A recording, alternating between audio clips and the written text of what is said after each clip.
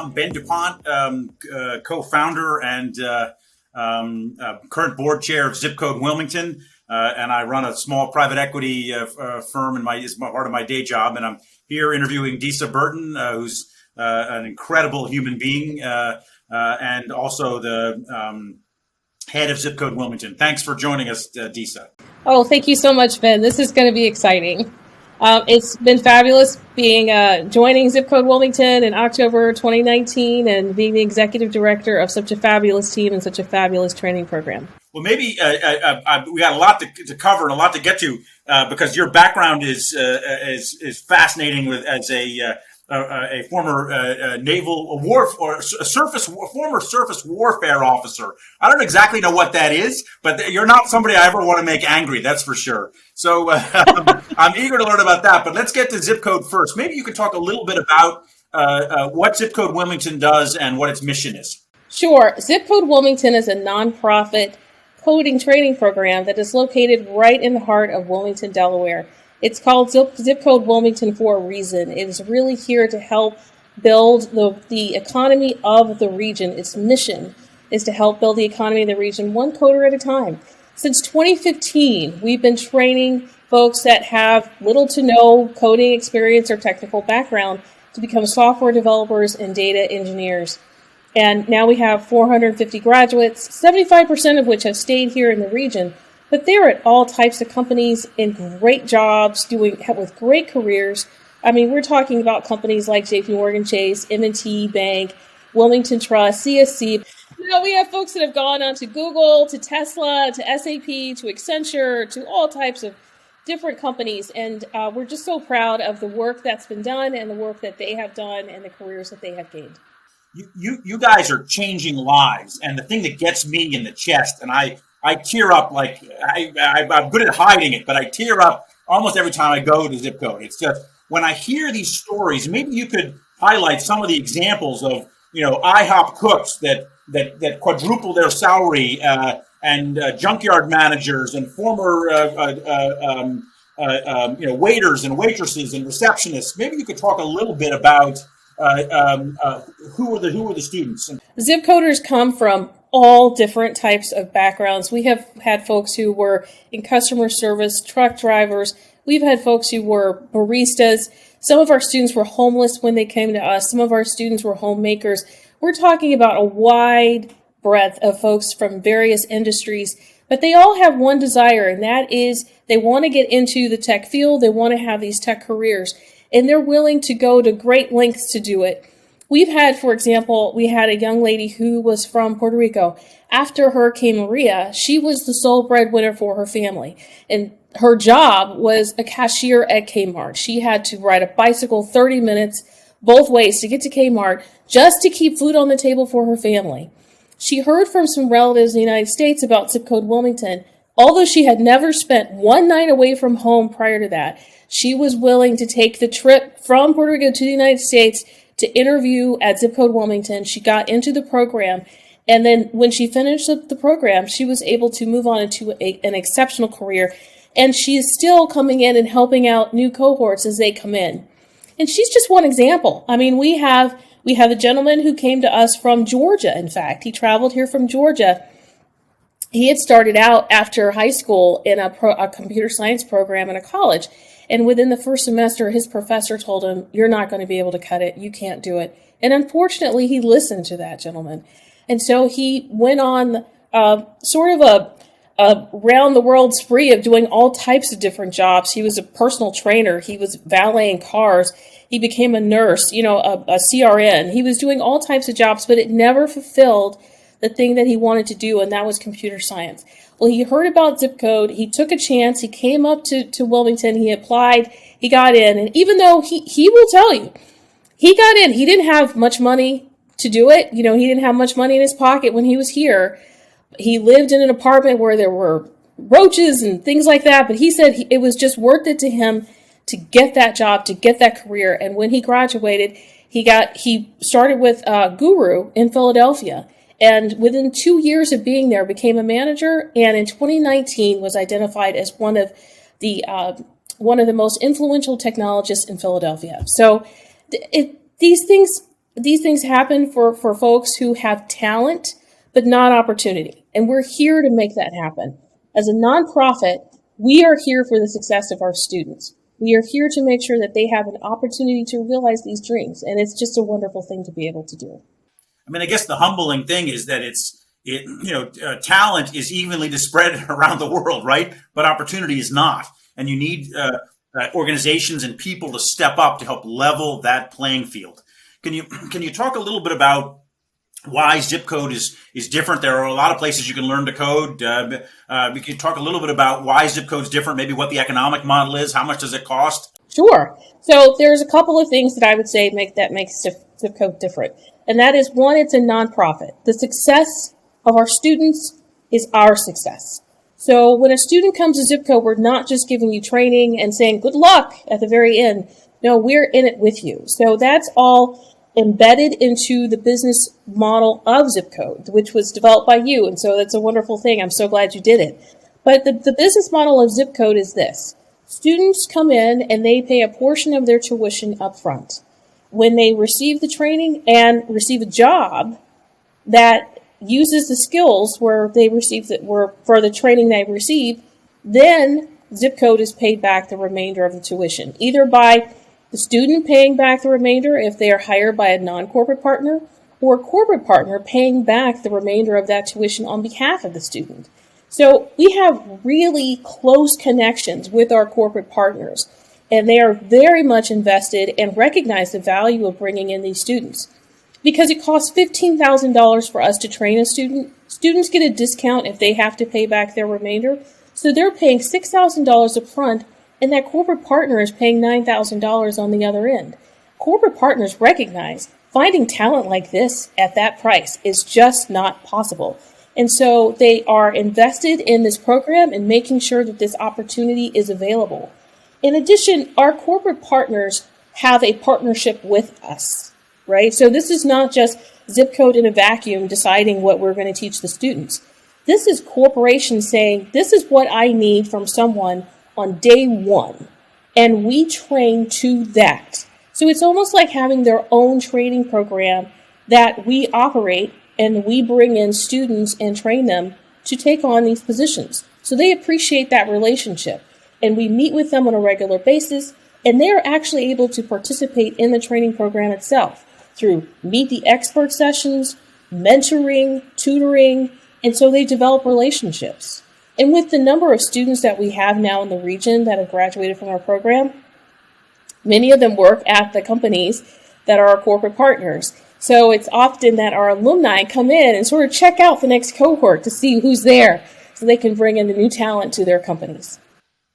We're having a national debate right now about how societies help underrepresented groups achieve more success and get a better deal. And it's the right debate to have. It's a healthy debate. It's a good debate. Can you talk a little bit about some of the benefits to employers for Zip Code Wilmington and Zip Code graduates? Yes. So the benefit is on day one, you have someone who is spring-loaded to start the work. So that's number one.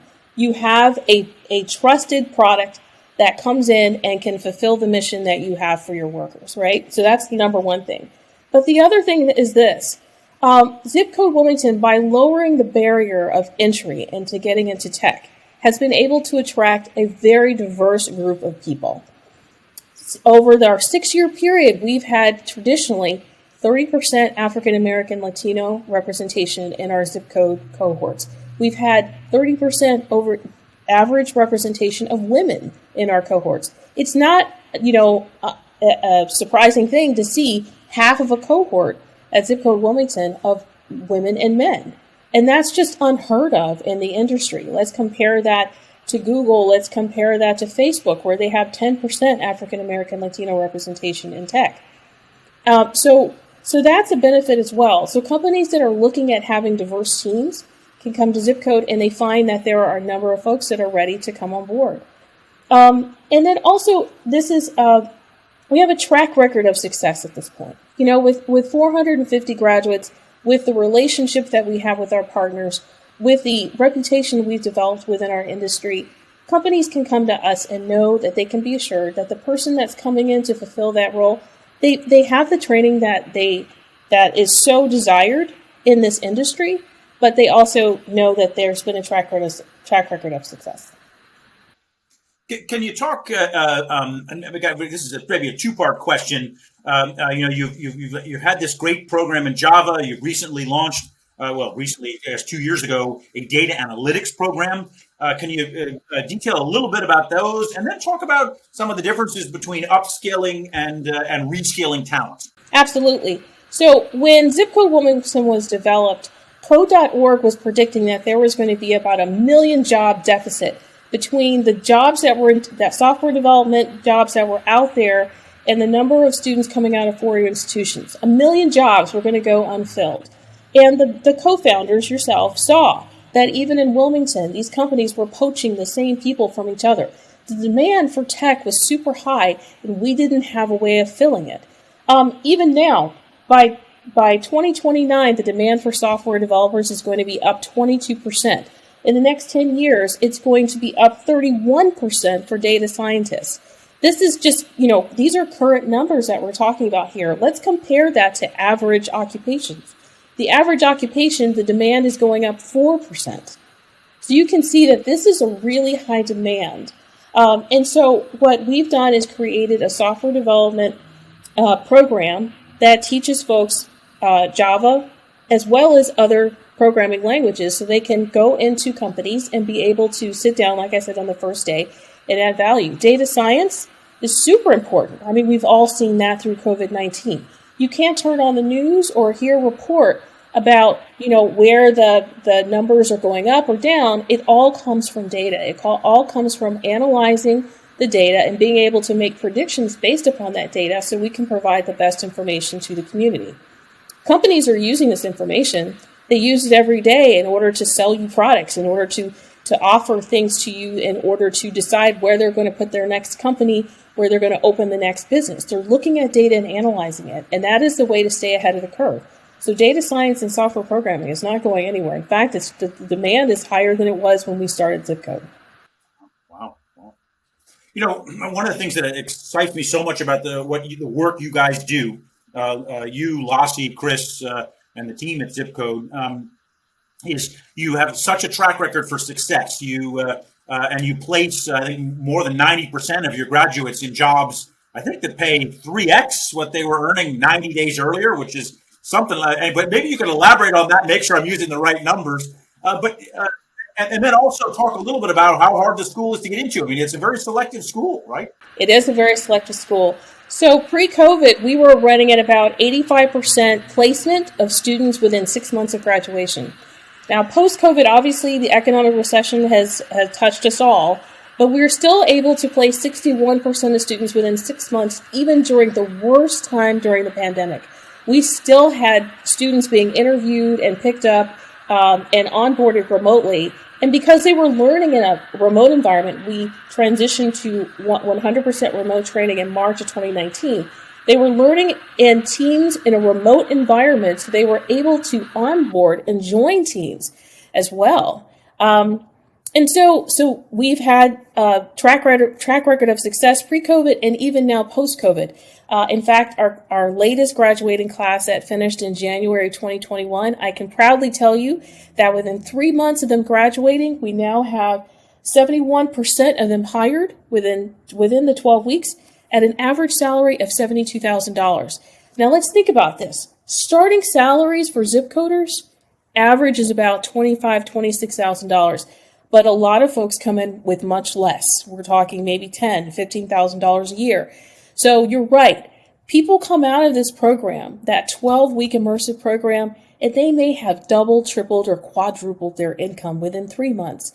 And all that came out, the outlay that they had was $6,000 at the beginning. Now, even with that $6,000, if it's someone who lives 200% below the poverty line, we provide scholarships. There are stipends to support them. So again, this is our way of lowering the barrier of entry and making this accessible and affordable to folks who may not have had an opportunity, may not even thought this was possible for them.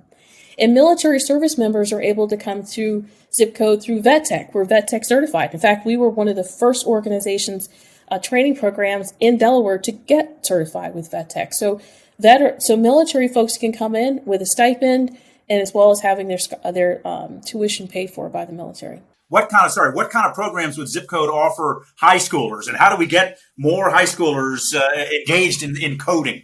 Right. So typically people think of Zip Code as training high schoolers, and we don't. Our average age is 35. We run the range of about 18 to 60, but the average age is 35. These are folks who have been in a career or job for a while. They have work experience. So Zip Code is not quite for teenagers. But we do have a program called Blue Note. That is our outreach program that we just launched in October of 2019 in Delaware high schools across the state. So we are in 7 Delaware high schools this year with 150 students. That program is funded by philanthropy as well as private and public partnerships. Longwood Foundation supported getting the curriculum together. InterDigital has supported launching the program in the schools. The Delaware Department of Education has provided support in identifying schools that have traditionally underrepresented folks that can access this education. That's where we wanted to launch it first. And so we have these 150 students now doing this program, and the program is just getting bigger. We're going to be doing some summer programs as well, where the students are going to learn some Python and use that Python to program drones and have them do obstacle courses and do search and rescue with it. It's going to be a wonderful thing to work with the students this summer. So we are launching that aspect of our program as of last year, and we will continue that in the next academic year as well. That's awesome. I mean, drones, technology, coding. I mean, it doesn't get any better than that. One final question from me. You have an extraordinary person with an extraordinary background. A lot of appeal in offering boot camps for this and that. You've actually been through a Naval Academy boot camp. Can you talk a little bit about your personal story and your trajectory? How you got from there to being a chief IP counsel for a major corporation and Zip Code? How does all this thread together? Yeah, I wonder myself sometimes how it all threads together. I mean, I graduated from high school in 1990 and arrived at the United States Naval Academy, bright-eyed and bushy-tailed, and so excited to serve my country. My father was a Navy pilot. My mom was an Army nurse. So it was just a thing for me to serve my country. I was so proud to do it. But the Naval Academy is one of the hardest things I've ever done, and I'm so glad I had that opportunity. I left once I graduated from the Naval Academy. I became a surface warfare officer. I served on 2 ships, did Mediterranean deployments there. Then I did a joint command. I was at Southcom, and I did some counter-narcotics work in support of Colombia. But I found that my bliss was really intellectual property. I came across it as I was working on my MBA. And I decided that, I couldn't sleep for days when I heard about patents and trademarks and copyright. And I decided to dedicate my life to supporting the creative innovation of others. And so I went to Penn Law, loved my time at Penn Law, and I started off in my career in IP. But I always kept my hand in causes that support veterans. I just never stopped that part because it's just a part of me as a veteran myself. And so when I had the opportunity to serve on the board of Liberty USO and be introduced to Zip Code, my company at the time, InterDigital, which is still supporting Zip Code, provided scholarships to military service members and National Guardsmen who are going through the program. And so that's how I was introduced to Zip Code, and that's all the things that I bring to bear as the executive director, my military experience, MBA background, legal background, and I hope that it does something to really further Zip Code along. I want to see the best come out of this program. I want to leave Zip Code in a much better place than even the way I found it, because I just really, truly believe in this program. Well, yeah, can you talk a little bit about some of the custom programs? I mean, you're doing some work for big companies on some very interesting areas. Maybe you can conclude with that. Sure, yeah. So the thing about Zip Code is that we're extremely flexible. We are a training program that that can turn on a dime. For example, we had our Java software development program for 5 years, and one of our corporate partners several of our corporate partners came to us and said, we really need data engineers. Within 9 months, we were able to develop a curriculum, have it tested, and have it open and available to the public to sign up and have students enroll and take that training. So the flexibility of the program is there. And so what we're able to do with our corporate partners is they can say to us, okay, we have a group of people that we are going to have to furlough or let go from the company because they're either non-tech or that group is no longer needed. They don't have to do that. They can actually take that group, put them through zip code training, and reapply them to other areas of the company. You can say, like, there are companies that have come to us and said, we want to create a custom program where we go to historically Black colleges. We hire folks who are in non-tech graduate degrees, and then we bring them into a program where they get technical skills, and then they get applied to technical positions within our company. And that is a way they can build out the diversity of underrepresented in technology folks within their company. And that's something we're able to do.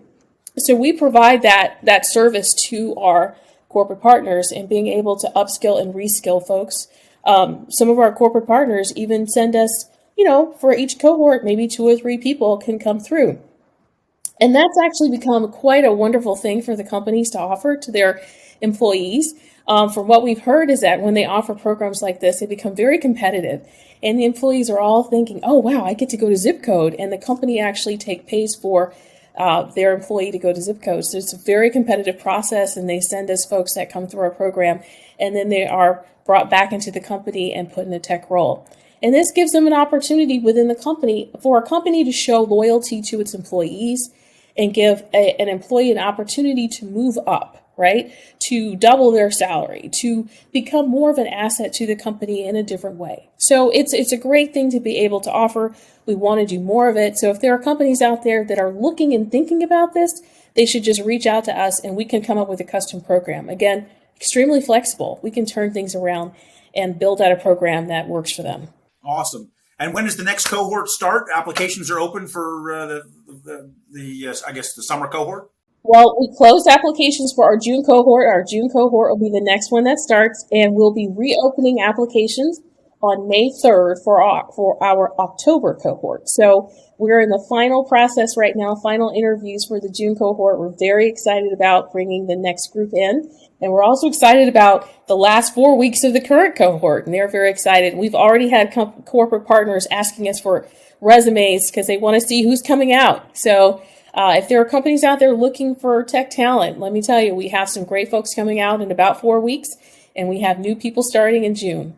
Thank you very much, Desa, for making time out of your busy day. This is an incredible conversation Ben, thank you so much for the opportunity to just be here and chat with you and for this incredible role. It's not a job.